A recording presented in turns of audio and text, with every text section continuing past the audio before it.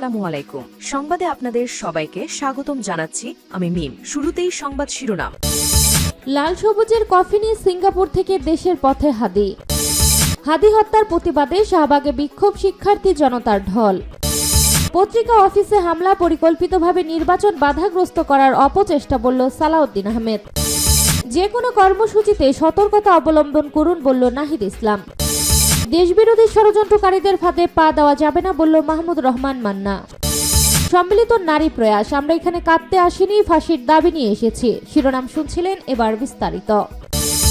লাল সবুজের কফিনে সিঙ্গাপুর থেকে দেশের পথে হাদি। ইনকলাব মঞ্চের মুখপাত্র শরীফ ওসমান হাদির লাশ বহনকারী ফ্লাইটটি ঢাকার উদ্দেশ্যে রওনা হয়েছে। তাকে বহনকারী বিমান বাংলাদেশ এয়ারলাইন্স BG 385 ফ্লাইটটি শুক্রবার 19 ডিসেম্বর বাংলাদেশ সময় দুপুরে সিঙ্গাপুরের চাঙ্গি আন্তর্জাতিক বিমানবন্দর থেকে রওনা হয়। বিমান বাংলাদেশ এয়ারলাইন্সের দায়িত্বশীল সূত্র বিষয়টি নিশ্চিত করেছে। বিমানের একজন ঊর্ধ্বতন কর্মকর্তা জানান, BG 585 ফ্লাইটটি হযরত শাহজালাল আন্তর্জাতিক বিমানবন্দরে অবতরণ করার কথা রয়েছে। শহীদ ওসমান হাদির লাশ মর্যাদাপূর্ণ ও নির্বিঘ্নভাবে দেশে আনার জন্য বিমান বাংলাদেশ এয়ারলাইন্স সব ধরনের প্রয়োজনীয় ব্যবস্থা গ্রহণ করেছে। ইনকলাব মঞ্চে জানিয়েছে, ঢাকায় অবতরণ করার সম্ভাব্য সময় সন্ধ্যা 6টা 5 মিনিটে। শনিবার বা জোহর মানিক মিয়া এভিনিউতে জানাজা অনুষ্ঠিত হবে বলেও জানিয়েছে সংগঠনটি। উল্লেখ্য, বৃহস্পতিবার রাত 10:45টার দিকে সিঙ্গাপুর জেনারেল হাসপাতালে চিকিৎসাধীন অবস্থায় মারা যান ইনকলাব মঞ্চের মুখপাত্র শরীফ ওসমান হাদি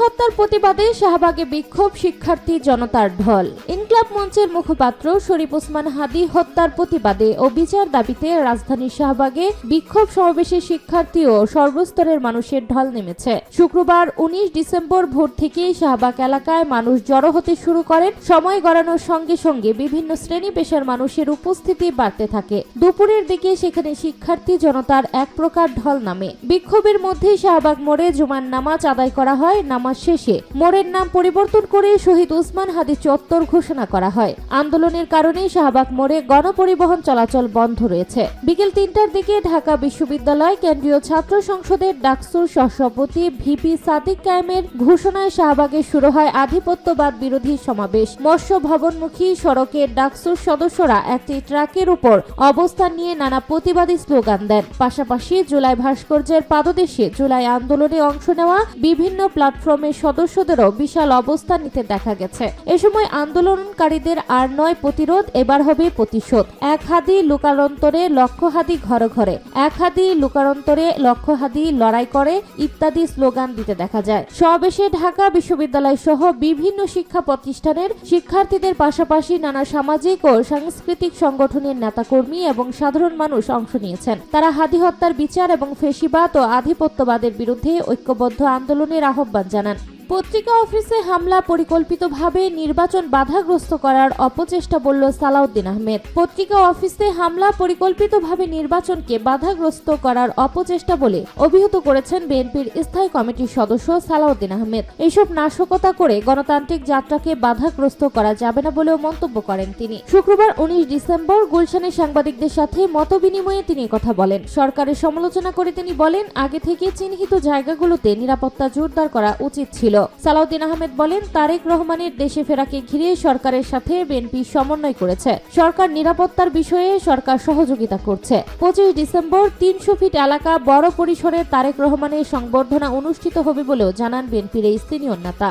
যে কোনো কর্মসূচিতে সতর্কতা অবলম্বন করুন বলল নাহিদ ইসলাম। রাজধানীর ঢাকায় জুমার নামাজের পর যে কোনো কর্মসূচিতে সর্বোচ্চ সতর্কতা অবলম্বন করুন। গতকালের মতো ভাঙচুর ও নাশকতা করার পরিকল্পনা রয়েছে জুলাই বিরোধী শক্তিগুলোর। শুক্রবার জাতীয় নাগরিক পার্টি NCPর আহ্বায়ক নাহিদ ইসলাম এসব কথা বলেন। তিনি আরো বলেন, আমরা যে কোনো প্রকার ভায়োলেন্স ও নাশকতার বিরুদ্ধে। নাহিদ ইসলাম বলেন, জনগণের ক্ষোভকে ব্যবহার করে কোনো হঠকারী গ্রুপ কোথাও ভাঙচুর, অগ্নিসংযোগ অথবা কোনো নাশকতা মূলক কার্যক্রম যাতে করতে না পারে সে ব্যাপারে ভূমিকা পালন করুন। তিনি আরো বলেন, সার্বিক পরিস্থিতি বিবেচনায় ঢাকায় জুমার পরে আমাদের শাহবাগের অবস্থান কর্মসূচি স্থগিত করা হলো। তার পরিবর্তে বিকাল 4টায় বাংলা মোটর থেকে বিক্ষোভ মিছিল আয়োজিত হবে। সবাইকে অংশগ্রহণের জন্য অনুরোধ করছি।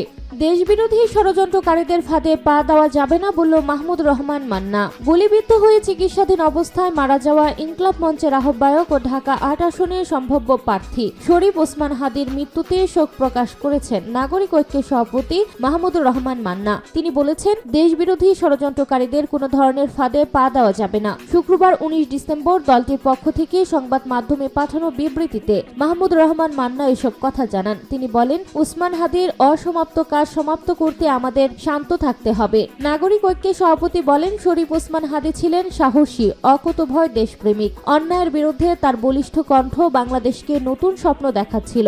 কল্যাণ ভিত্তিক রাষ্ট্র প্রতিষ্ঠার লড়াইয়ে জীবনের শেষ মুহূর্ত পর্যন্ত তিনি নিজেকে নিয়োজিত রেখেছিলেন। তার মৃত্যুতে যে শূন্যতার সৃষ্টি হলো তা সহজে পূরণ হওয়ার নয়। ওসমান হাদি নতুন বাংলাদেশ গড়ার স্বপ্ন দেখতেন। দলমত, ধর্ম, বর্ণ নির্বিশেষে তার অসমাপ্ত কাজ সমাপ্ত করার জন্য লড়াই জারি রাখতে হবে। তিনি আরো বলেন, আমি শরীফ ওসমান হাদির বিদেহী আত্মার মাগফিরাত কামনা করছি এবং শোক স্তব্ধ পরিবার ও তার লড়াইয়ের সহযোদ্ধাদের প্রতি গভীর সমবেদনা জ্ঞাপন করছি। একই সঙ্গে হাদির হত্যাকারীদের অবিলম্বে গ্রেপ্তার করার জন্য করণীয় সব ব্যবস্থা নেওয়ার দাবি জানাচ্ছি। হত্যাকারীরা যদি দেশ ছেড়ে পালিয়ে থাকে, সেই দায় অবশ্যই অন্তর্বর্তী সরকারকে নিতে হবে এবং দেশে ফিরিয়ে এনে বিচারের মুখোমুখি করার জন্য কার্যকর ব্যবস্থা নিতে হবে। সম্মিলিত নারী প্রয়াস, আমরা এখানে কাঁদতে আসিনি, ফাঁসির দাবি নিয়ে এসেছি। সম্মিলিত নারী প্রয়াসের সভানেত্রী শামীমা নাসরিন বলেছেন, জুলাইয়ের সম্মুখ সারির যোদ্ধা ও আধিপত্যবাদ বিরোধী শহীদ হাদির খুনিদের দ্রুত গ্রেপ্তার করতে হবে। এই ঘটনায় যারা জড়িত ছিলেন তাদের গ্রেপ্তার করে দৃষ্টান্তমূলক শাস্তি নিশ্চিত করতে হবে। জুলাই যোদ্ধাদের নিরাপত্তা নিশ্চিত করতে হবে। তিনি বলেন, আমরা এখানে কোনো রাজনৈতিক দলের এজেন্ডা নিয়ে আসি নাই, আমরা এখানে কাঁদতে আসিনি, আমরা ফাঁসির দাবি নিয়ে এসেছি। শুক্রবার ১৯ ডিসেম্বর জাতীয় প্রেস ক্লাবের সামনে নারী প্রয়াসের উদ্যোগে আয়োজিত শরীফ ওসমান হাদিকে গুলি করে হত্যার প্রতিবাদে তিনি এসব কথা বলেন। অধ্যাপক ডক্টর শামীমা নাসরিন বলেন, আমরা জানি যারা রক্ত ছড়ায় তারা সমাজ বদলায়। হাদিকে কেন মেরে ফেলা হলো, কেন তাকে গুলি করা হলো? হাদি জুলাইয়ের জন্য সর্বোচ্চ ত্যাগ স্বীকার করেছেন। হাদিরা মরে না, হাদিরা আদর্শ হয়ে উঠেছে। ডক্টর ইউনূস, আপনার সরকার কেন হাদিকে নিরাপত্তা দিতে পারল না? সিইসি কিভাবে হাদির খুনিদের ঘটনাকে বিচ্ছিন্ন ঘটনা বলে? তিনি বলেন, হাদি ইনসাফের রাষ্ট্র চেয়েছিল। আমরা আজ এখানে হাদির খুনিদের শাস্তি নিশ্চিত করার দাবি জানাচ্ছি। পাশাপাশি আমরা শহীদ হাদির স্বপ্ন বাস্তবায়নের জন্য এসেছি। তেজগাঁও কলেজে সাকিব নামে এক ছাত্রকে ছাত্রদলের নেতাকর্মীরা হত্যা করেছে। কি পরিবর্তন হলো রাজনীতির? আরো একজন জুলাই যোদ্ধা এনসিপির নেত্রী খুন হয়েছে। হয়তো তাকে আত্মহত্যা বলে চালিয়ে দেওয়া হয়েছে, কিন্তু আমরা এই হত্যার বিচার চাই। কোনো জুলাই যোদ্ধা আত্মহত্যা করতে পারে না। আমরা এইখানে কোনো রাজনৈতিক দলের এজেন্ডা নিয়ে আসিনি, আমরা এখানে কাঁদতে আসিনি, আমরা ফাঁসির দাবি নিয়ে এসেছি।